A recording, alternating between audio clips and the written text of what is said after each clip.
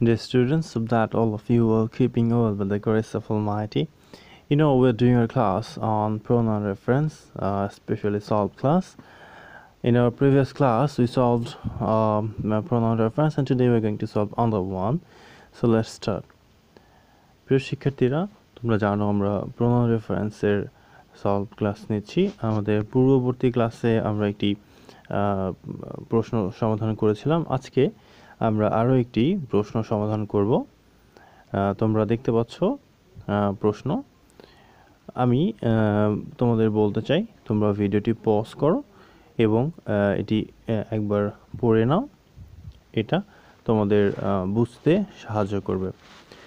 চলো আমরা পড়ি এবং বোঝার চেষ্টা করি যে এখানে প্রোনাউন রেফারেন্সের ভুলগুলো কোথায় রয়েছে।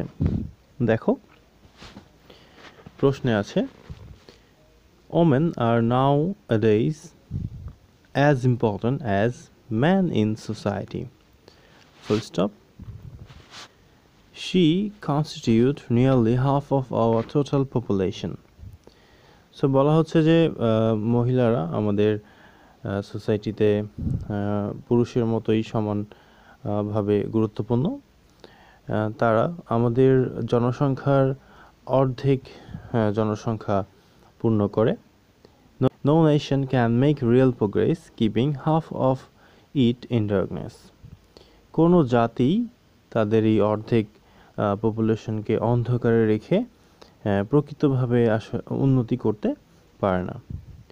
Without the uplift of women,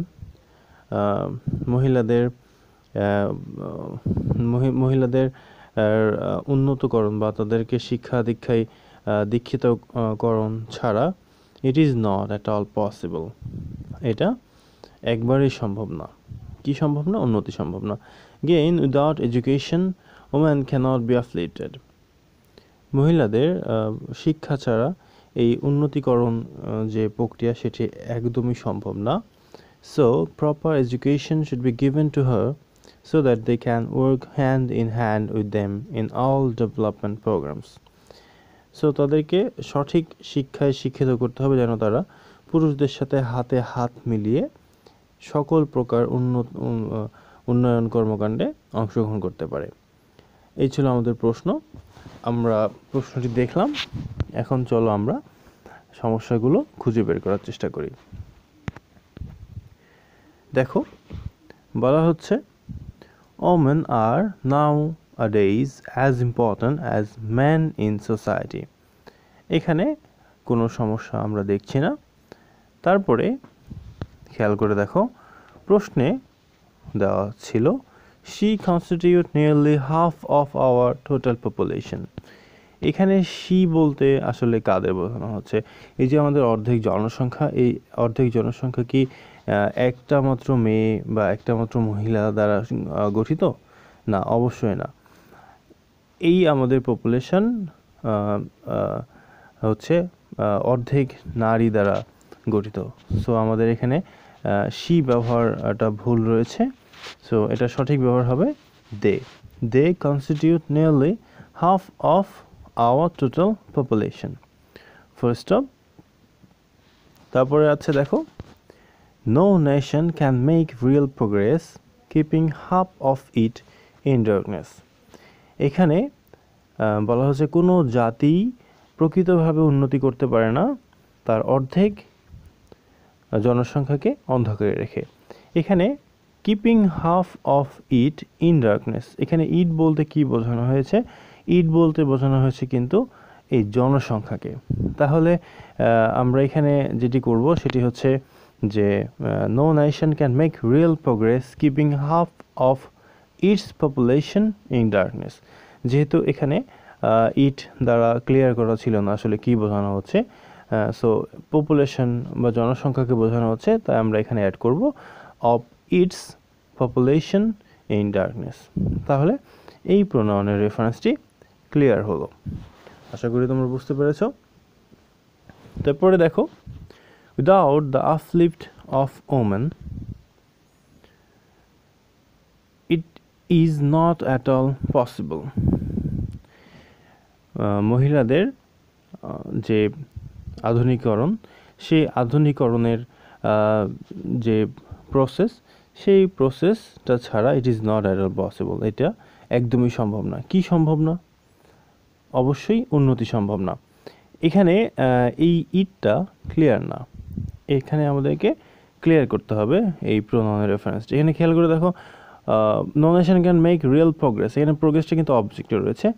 so আমরা without the uplift of women, তারপরে কমা রয়েছে it is not at all possible. So এইখানে ইটটা কিন্তু সাবজেক্ট হিসেবে ব্যবহৃত হয়েছে।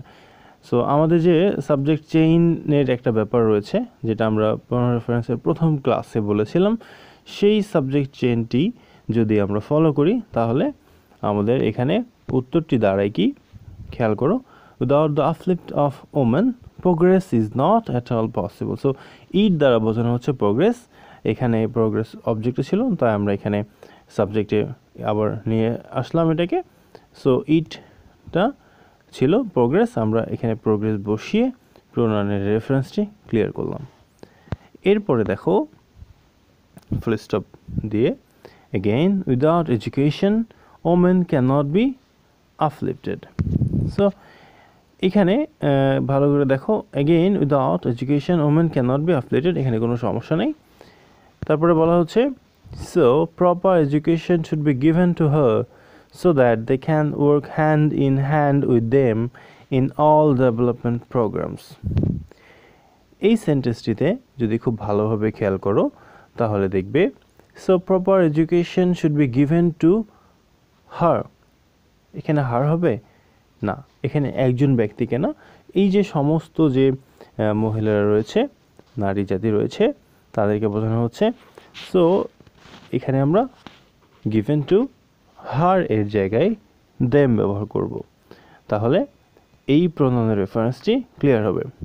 তারপরে দেখো, so proper education should be given to them so that they can work hand in hand with, কার সাথে? Hand in hand with them. এখানে দেম বলতে কিন্তু বোঝানো হচ্ছে তাদের সাথে। এখন তাদের সাথে বলতে কি মেয়েরা মেয়েদের সাথে হাতে হাত রেখে কাজ করবে, নাকি ছেলে মেয়ে একে অপরের হাতে হাত রেখে সমস্বরে কাজ করবে? সো অবশ্যই এটি ছেলেদের সাথে হাতে হাত মিলিয়ে তারা সর্বক্ষেত্রে কাজ করবে। সো আমরা এখানে কিন্তু প্রোনাউন রেফারেন্সটি ক্লিয়ার না। সো কাদের সাথে? ম্যানের সাথে। কিন্তু এখানে ম্যান সরাসরি বসানো যাবে কি? হ্যাঁ, অবশ্যই যাবে, কারণ আমাদের পূর্ববর্তী সেন্টেন্সে কিন্তু ম্যান জিনিসটা, মেনটি নাই, তাই আমরা এখানে প্রোনাউন হিসেবে কিন্তু অন্য কিছু ব্যবহার করতে পারবো না। সো সরাসরি এই নাউনটি এখানে চলে আসবে। দেখো, so proper education should be given to them so that they can work hand in hand with men in all development programmes. So আশা করি তোমরা বুঝতে পেরেছো। তোমাদের যদি কোনো প্রশ্ন থাকে তোমরা কমেন্ট বক্সে কমেন্ট করবে, আমি উত্তর দেওয়ার চেষ্টা করবো ইনশাআল্লাহ। তোমরা যদি এখনও বুঝতে সমস্যা হয়, আমি তোমাদের বলবো তোমরা প্রোনাউন রেফারেন্সের যে প্রথম ক্লাসটি ছিল সেই ক্লাসটি দেখে আসো, এবং খুব সহজে তোমরা ব্যাপারটি বুঝতে পারবে। সাবজেক্ট চেইন যে ব্যাপারটি ছিল সেটি তোমাদের প্রোনাউন রেফারেন্স বুঝতে অনেক বেশি সাহায্য করবে।